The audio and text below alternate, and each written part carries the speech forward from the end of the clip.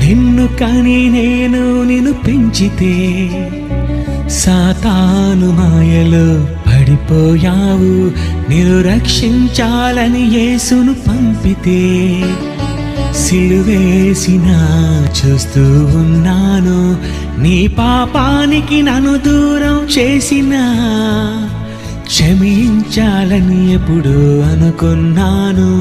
నిన్ను రక్షించాలని యేసును పంపినా నీ కొరకే యేసుక్రీస్తును శిక్షించాను.